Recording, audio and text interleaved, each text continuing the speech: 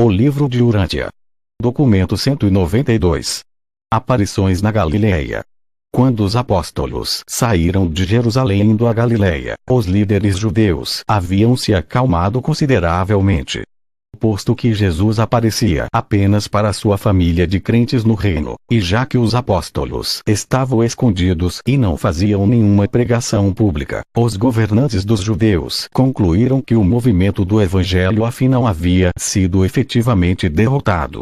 É claro, estavam desconcertados por causa dos rumores que cada vez mais se disseminavam de que Jesus tinha ressuscitado dos mortos e, de fato, eles dependiam dos guardas subornados para contradizer essas notícias mediante o relato inventado de que um bando dos seus seguidores havia levado o corpo. Desse momento em diante, até que os apóstolos fossem dispersados, na maré montante da perseguição, Pedro foi reconhecido de maneira geral como líder do corpo apostólico. Jesus jamais deu a ele tal autoridade, e os seus companheiros apóstolos nunca o elegeram formalmente para essa posição de responsabilidade. Ele assumiu-a naturalmente e a mantinha pelo consentimento comum e também porque era o principal pregador dentre eles. Desse momento em diante a pregação pública tornou-se a função principal dos apóstolos. Após o seu retorno da Galileia, Matias, a quem eles escolheram para tomar o lugar de Judas, tornou-se o tesoureiro.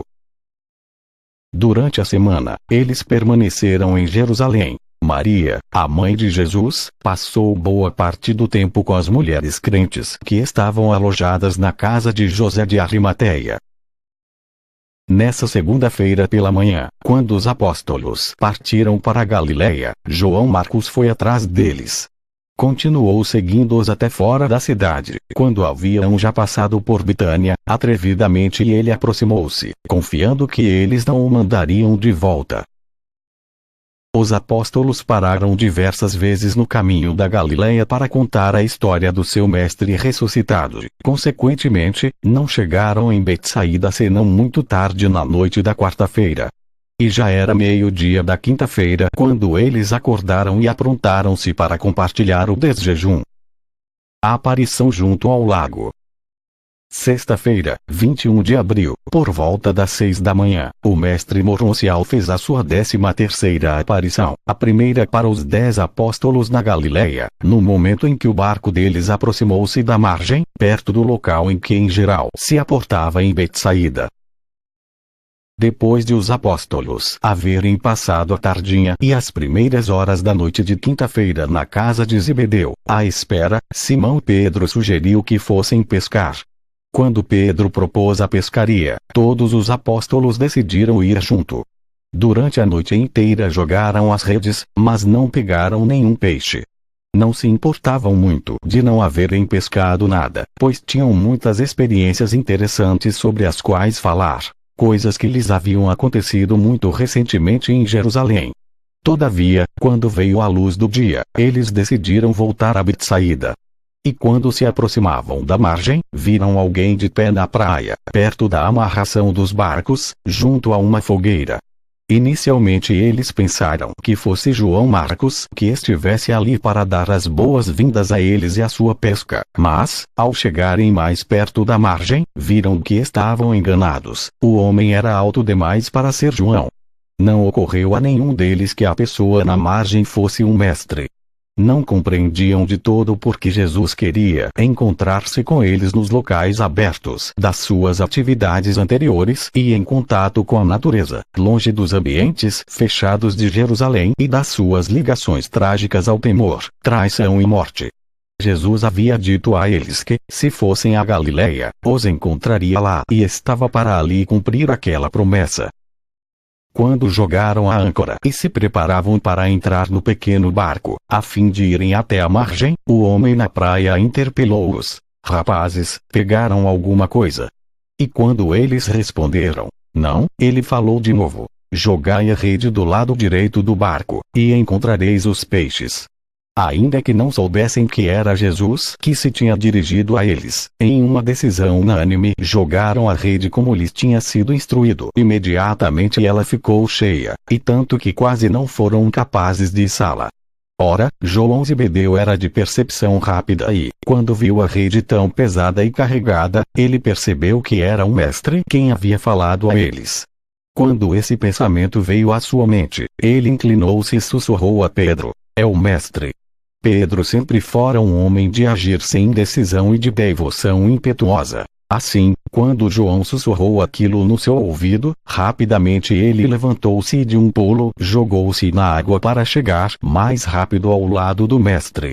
Os seus irmãos chegaram pouco depois, dentro do barco pequeno, arrastando a rede de peixes atrás de si.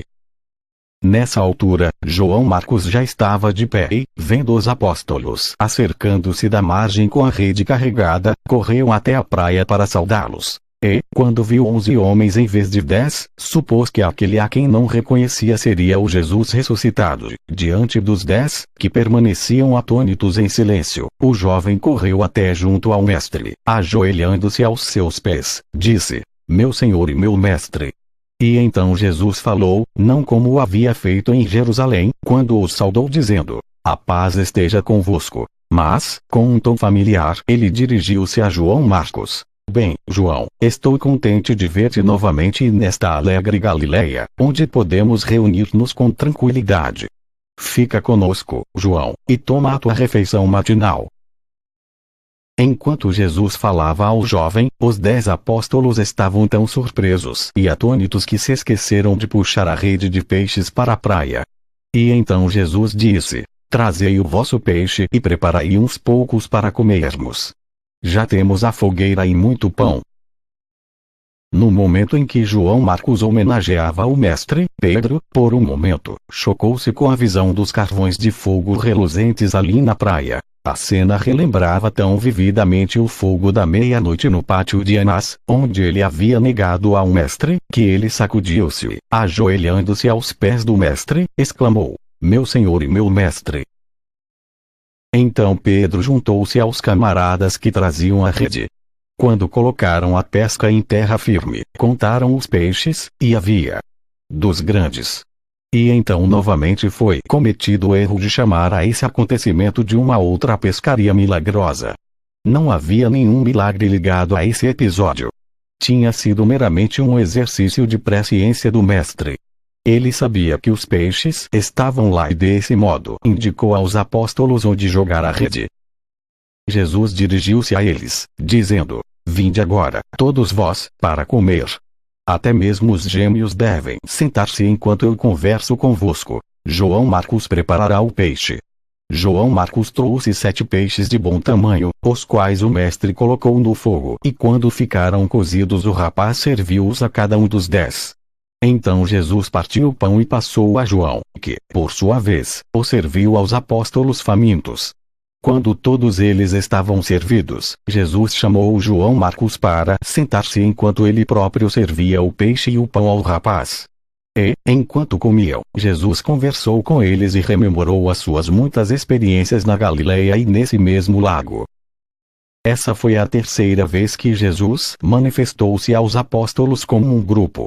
Inicialmente, quando Jesus dirigiu-se a eles, perguntando se haviam pescado algum peixe, eles nem suspeitavam de quem fosse, porque era um fato comum a esses pescadores no mar da Galileia, ao aproximarem-se da margem, ouvir uma pergunta assim, feita pelos mercadores de peixe de Tariqueia, que normalmente estavam ali para comprar o pescado fresco destinado aos estabelecimentos de secagem do peixe.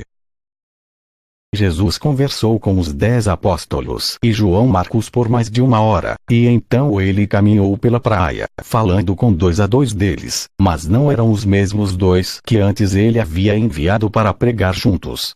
Os 11 apóstolos haviam vindo de Jerusalém juntos, mas, quando se aproximavam da Galileia, Simão Zelote ficou mais deprimido ainda, de tal modo que, ao chegarem a Betsaída, ele deixou os irmãos e retornou para sua casa. Antes de deixá-los nessa manhã, Jesus indicou que 2 dos apóstolos deviam oferecer-se para ir até Simão Zelote e trazê-lo de volta naquele mesmo dia. Pedro e André cuidaram disso. Conversando com os apóstolos 2 a 2. Quando acabaram de comer, e enquanto os outros permaneciam sentados em volta da fogueira, Jesus chamou Pedro e João para que fossem com ele dar uma caminhada pela praia. Enquanto caminhavam, Jesus perguntou a João: João, tu me amas? E quando João respondeu: Sim, mestre, de todo o meu coração, o mestre disse: Então, João, deixa de lado a tua intolerância e aprende a amar os homens como eu te amei. Devota a tua vida a provar que o amor é a maior coisa neste mundo. É o amor de Deus que compele os homens a buscar a salvação. O amor é o ancestral de toda a bondade espiritual, a essência do que é verdadeiro e belo. Jesus então se voltou para Pedro e perguntou: Pedro, tu me amas? Pedro respondeu: Senhor, sabes que eu te amo com toda a minha alma. Então Jesus disse: Se me amas, Pedro, alimenta as minhas ovelhas. Não negligencies a ministração aos fracos, aos pobres e aos jovens. Prega o evangelho sem medo e sem preferências. Lembra-te sempre de que Deus não tem preferência por ninguém. Serve aos teus semelhantes como eu tenho servido a ti. Perdoa os teus companheiros mortais como eu te perdoei.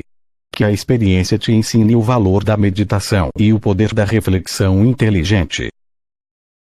Após haverem andado até um pouco mais adiante, o mestre voltou-se para Pedro e perguntou: Pedro, realmente me amas? Nesse momento Simão disse: Sim, Senhor, sabes que te amo, mestre. E novamente disse Jesus: Então cuida bem do meu rebanho. Sê um pastor bom e verdadeiro para as ovelhas. Não traias a confiança que depositarem em ti. Não te deixes tomar de surpresa na mão do inimigo. Fica de guarda a todo instante, vigia e ora.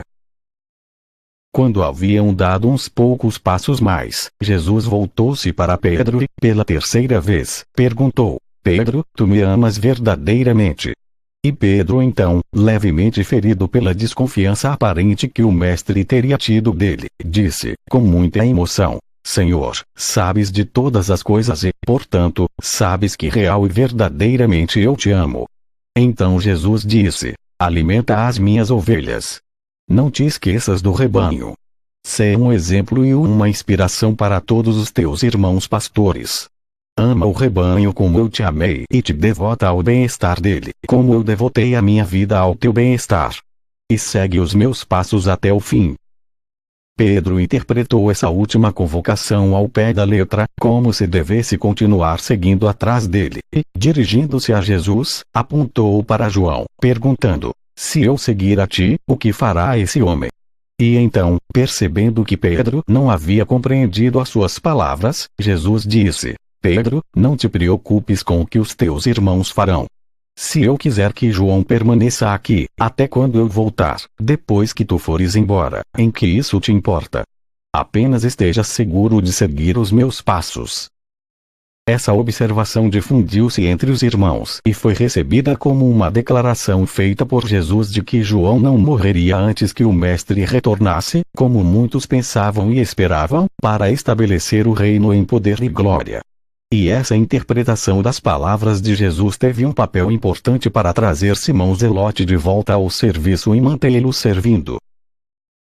Quando eles voltaram para junto dos outros, Jesus saiu para caminhar e conversar com André e Tiago. Eles estavam a uma curta distância, quando Jesus disse a André: André, tu confias em mim? E quando o antigo dirigente dos apóstolos ouviu Jesus fazer uma tal pergunta, ele parou e respondeu: Sim, mestre, confio em ti com toda a certeza, e tu sabes que confio. Então Jesus disse: André, se confias em mim, confia ainda mais nos teus irmãos, até mesmo em Pedro. Eu confiei a liderança dos teus irmãos a ti, certa vez. Agora, que te deixo para ir ao meu Pai, deves confiar nos outros. Quando os teus irmãos começarem a dispersar-se por aí, em virtude de amargas perseguições, sê um conselheiro sábio e de muita consideração para com Tiago, o meu irmão na carne, quando colocarem nos ombros dele cargas tão pesadas que ele não terá experiência suficiente para suportar. E então continua confiando, pois não te faltarei. Quando tiveres terminado a tua tarefa aqui na terra, tu virás até a mim. Nesse momento Jesus voltou-se para Tiago, perguntando: Tiago, tu confias em mim? E é claro que Tiago respondeu: sim, mestre, eu confio em ti do fundo do meu coração.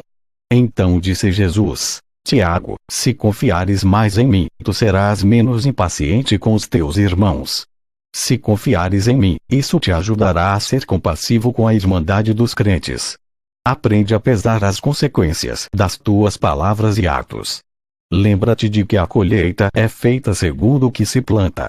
Ora pela tranquilidade de espírito e cultiva a paciência.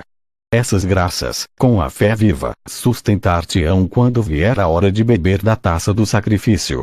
Mas nunca te desanimes. Quando terminares aqui na terra, também tu virás ter comigo. Em seguida Jesus conversou com Tomé e Natanael. A Tomé ele disse: Tomé, tu serves a mim? Tomé respondeu: sim, Senhor, sirvo a ti agora e para sempre. Então Jesus disse: se quiseres servir a mim, serve aos meus irmãos na carne como eu servi a ti. E não te canses desse bem servir, mas persevera como quem foi ordenado por Deus para esse serviço de amor. Quando tiveres acabado teu serviço comigo na terra, servirás a mim na glória. Tomé, tu deves parar de duvidar. Tu deves crescer na fé e no conhecimento da verdade. Acredita em Deus, como uma criança, e para de agir tão infantilmente. Tem coragem. Sê forte na fé e poderoso no reino de Deus. Nisso, dirigindo-se a Natanael, o mestre indagou: Natanael, é a mim que serves? E o apóstolo respondeu: sim, mestre, e com toda a minha afeição. Então disse Jesus: se serves, pois, a mim, com todo o coração, assegura-te de te consagrares ao bem-estar dos meus irmãos na terra, com uma afeição incansável. Põe amizade no teu conselho e amor na tua filosofia. Serve ao teu semelhante como eu servi a ti. Sê fiel aos homens como eu vigiei por ti. Sê menos crítico. Espera menos de alguns homens, e assim diminuirás a extensão da tua decepção. E quando o trabalho cá embaixo terminar, irás servir a mim no alto.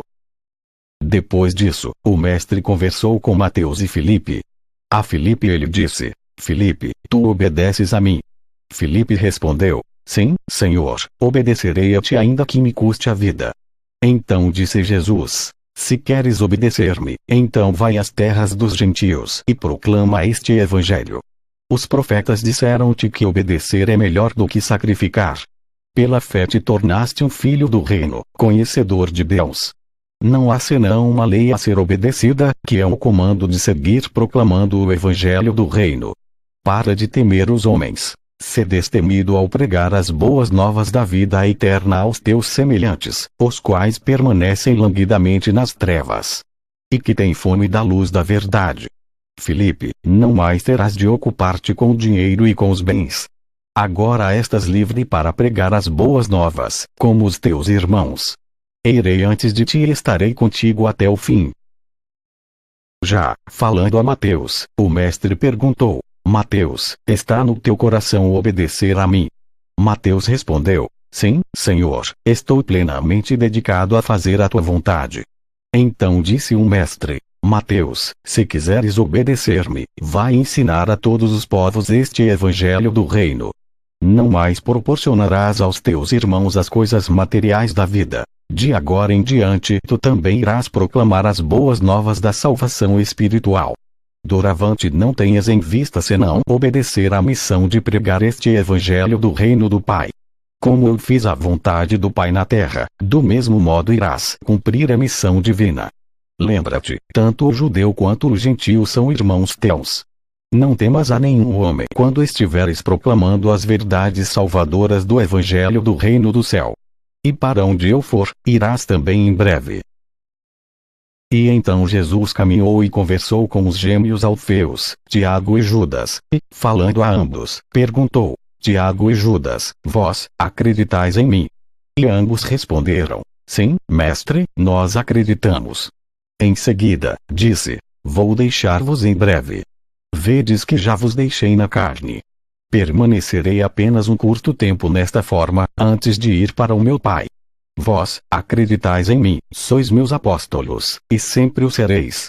Continuai acreditando e lembrando da vossa ligação comigo quando eu não estiver mais aqui, e quando, por acaso, voltardes ao trabalho que fazieis antes de virdes viver comigo, não permitais nunca que uma mudança das vossas tarefas exteriores influencie a vossa lealdade. Tende fé em Deus, até o fim dos vossos dias na terra. Nunca esqueçais de que, sendo filhos de Deus pela fé, todo o trabalho honesto do reino é sagrado. Nada que um filho de Deus faça pode ser comum. Trabalhai, portanto, de agora em diante, para Deus. E, quando terminardes esse trabalho, eu tenho outros mundos melhores onde, do mesmo modo, trabalhareis para mim. E em todos esses trabalhos, neste mundo e em outros mundos, eu trabalharei convosco, e o meu espírito residirá em vós. Eram quase 10 horas quando Jesus voltou da sua conversa com os gêmeos Alfeus e, ao deixar os apóstolos, ainda disse: Adeus, até que os encontre todos no monte da vossa ordenação, amanhã ao meio-dia. Depois de assim falar, ele desapareceu da vista deles. No monte da ordenação. Ao meio-dia do sábado, 22 de abril, os 11 apóstolos reuniram-se como indicado, no monte perto de Cafarnaum, e Jesus apareceu entre eles. Essa reunião ocorreu no mesmo monte em que o Mestre os havia designado como seus apóstolos e como embaixadores do reino do Pai na terra. E essa foi a 14ª manifestação moroncial do Mestre. Naquela ocasião os 11 apóstolos ajoelharam-se em um círculo em volta do Mestre e ouviram-no repetir as missões deles, viram-no reproduzir a cena da ordenação, e do mesmo modo como eles foram selecionados para o trabalho especial do reino.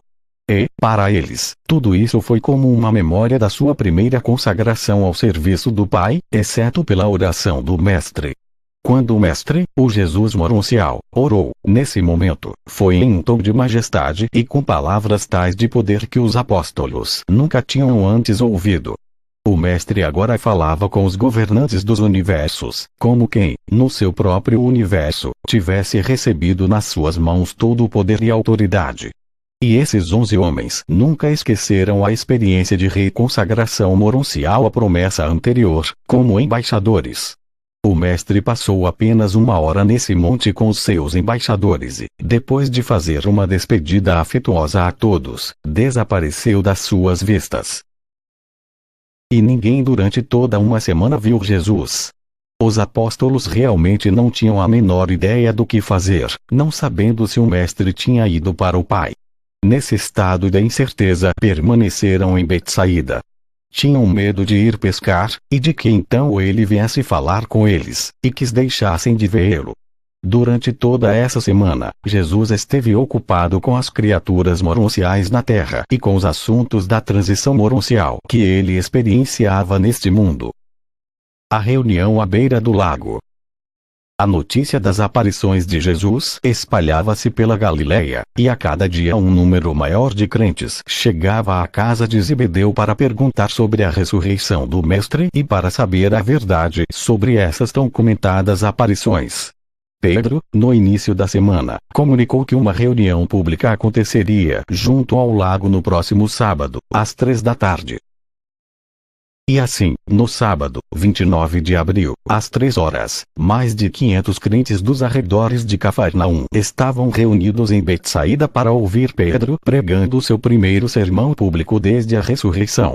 O apóstolo conseguiu o melhor de si, e, quando acabou o seu eloquente discurso, poucos dos seus ouvintes duvidavam de que o Mestre tivesse ressuscitado dos mortos. Pedro terminou o seu sermão dizendo: Nós afirmamos que Jesus de Nazaré não está morto. Declaramos que ele levantou-se da tumba. Proclamamos que o vimos e falamos com ele. No momento em que acabara de fazer essa declaração de fé, lá ao seu lado, em plena vista de toda aquela gente, o Mestre apareceu na forma moroncial e, dirigindo-se a eles em um tom familiar, disse: A paz esteja convosco, e a minha paz eu a deixo convosco. Depois de aparecer e de assim falar a eles, ele desapareceu da vista de todos. Essa foi a 15ª manifestação moroncial do Jesus ressuscitado. Devido a certas coisas ditas aos 11 apóstolos, enquanto estavam em conferência com o Mestre, no Monte da Ordenação, os apóstolos tiveram a impressão de que o seu Mestre iria em breve fazer uma aparição pública diante de um grupo de crentes da Galileia, e que, depois que o tivesse feito, eles deveriam voltar para Jerusalém. Em consequência disso, logo cedo no dia seguinte, domingo, 30 de abril, os 11 deixaram Betsaída indo para Jerusalém. Ensinaram e pregaram bastante no caminho, Jordão abaixo e, desse modo, não chegaram na casa dos Marcos em Jerusalém a não ser na quarta-feira, 3 de maio, bem tarde. Esse foi um triste retorno ao lar para João Marcos. Poucas horas antes de chegar em casa, o seu pai, Elias Marcos, morreu repentinamente de uma hemorragia no cérebro. Se bem que o pensamento na certeza da ressurreição dos mortos tivesse confortado em muitos apóstolos na sua tristeza, ao mesmo tempo lamentaram verdadeiramente a perda do seu bom amigo, que os havia apoiado fortemente mesmo nas horas de grandes problemas e decepções. João Marcos fez o que pôde para confortar a sua mãe e, falando por ela, convidou os apóstolos a continuarem fazendo da sua casa o seu lar. E os 11 fizeram dessa sala de cima o seu centro de apoio até depois do dia de Pentecostes. Os apóstolos propositalmente haviam chegado em Jerusalém depois do cair para não serem vistos pelas autoridades judaicas. Nem apareceram publicamente no funeral de Elias Marcos. Durante todo o dia seguinte permaneceram silenciosamente reclusos nessa memorável sala de cima. Na quinta-feira à noite, os apóstolos tiveram um encontro maravilhoso nessa sala de cima e todos se comprometeram a sair na pregação pública do novo Evangelho do Senhor ressuscitado, exceto Tomé, Simão Zelote e os gêmeos Alfeus. Tinham já sido dados os primeiros passos no sentido da troca do Evangelho do Reino, a filiação a Deus e a irmandade dos homens, pela proclamação da ressurreição de Jesus. Natanael fez oposição a essa mudança no contexto da mensagem pública, mas ele não podia contrariar a eloquência de Pedro, nem deter o entusiasmo dos discípulos, especialmente o das mulheres crentes. E assim, sob a vigorosa liderança de Pedro e antes que o Mestre ascendesse ao Pai, os seus bem-intencionados representantes começaram aquele processo sutil de substituir, gradual e seguramente, a religião de Jesus por uma forma nova e alterada de religião sobre Jesus. O livro de Urântia.